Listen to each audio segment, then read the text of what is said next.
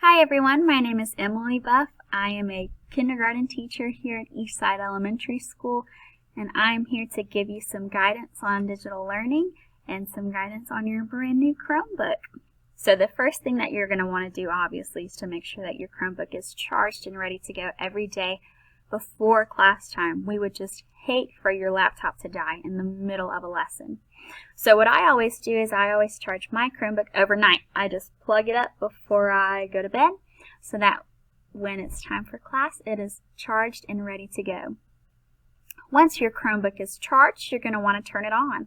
The power button is in the top right corner of your keyboard. It's right next to the delete button. So go ahead and turn that Chromebook on.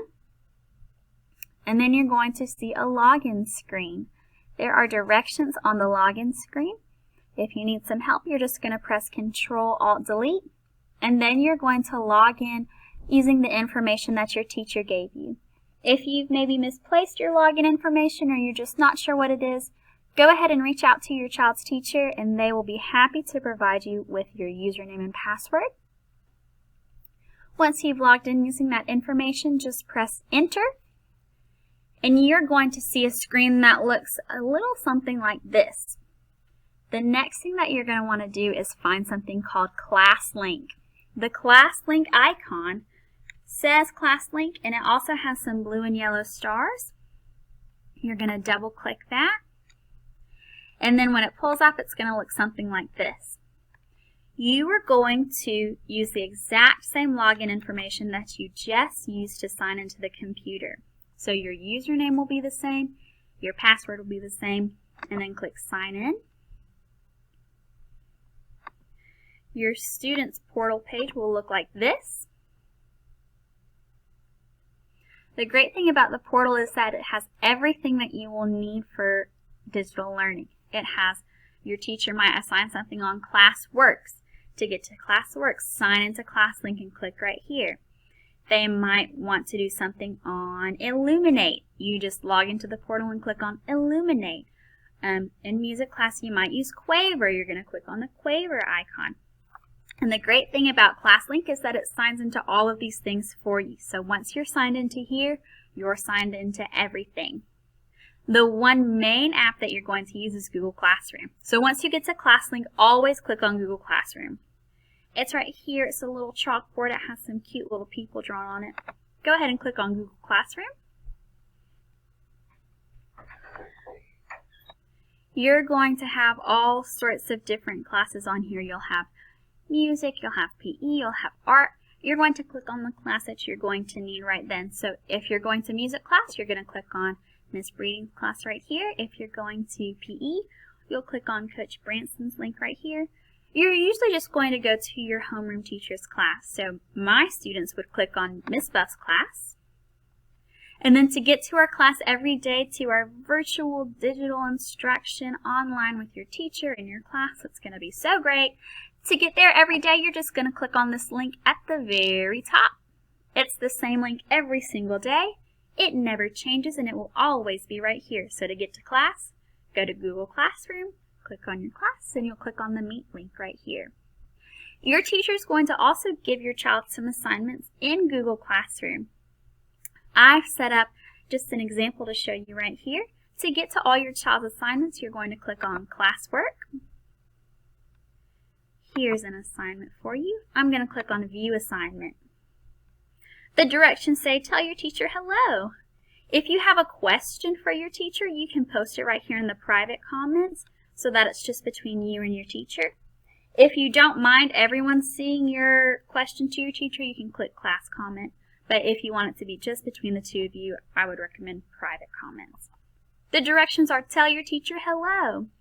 And your teacher has a class assigned what's called a Google Doc. All you have to do is click right there, and you're just going to tell your teacher hello. Once I've done that, I'm just going to X out of it, and I'm going to click Turn In. It's going to make sure that I want to turn it in. And that's all you have to do to turn in your work. Now, maybe you forgot to add something, or you think you did something wrong and so you want to go back and fix it. You can always click Unsubmit, click on your assignment again and say whatever you want to say.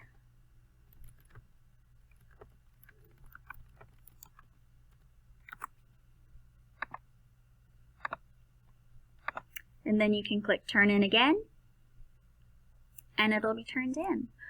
Now, if you are a parent and you want to know maybe what's coming up in class next, or what they learned about last week, or maybe if your student is doing all of their work, there's something called Google Guardian Summaries. This is a great new thing Google has rolled out.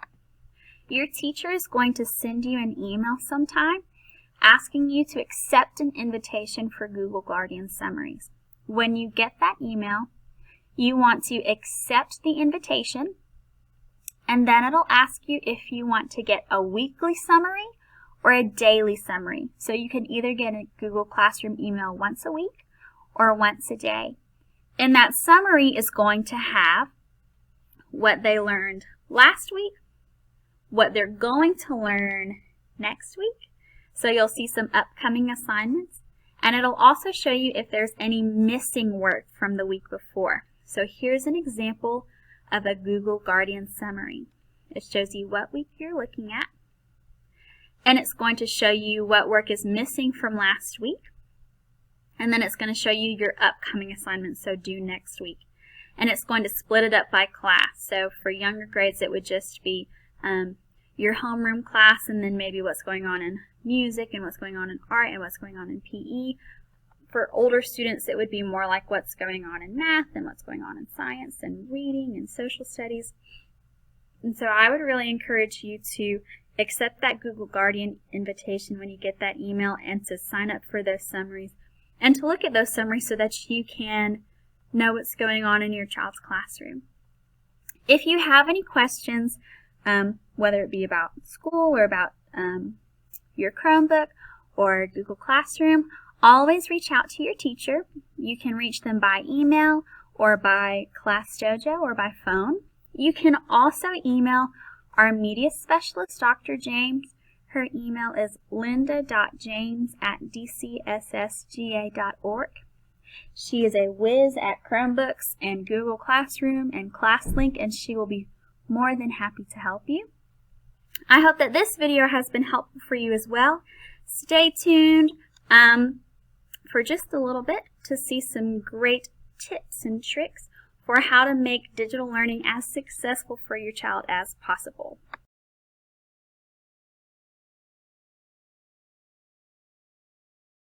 Create a designated workspace.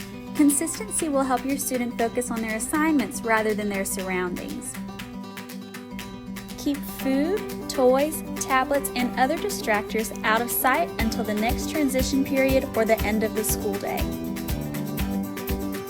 Establish a daily routine and take breaks as needed. Students are their most productive when they're following a schedule and know what's coming next.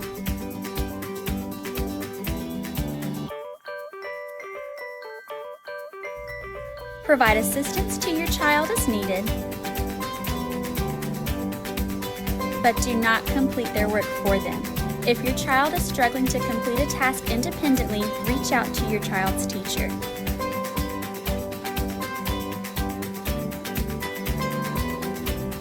Communicate with your child's teacher often.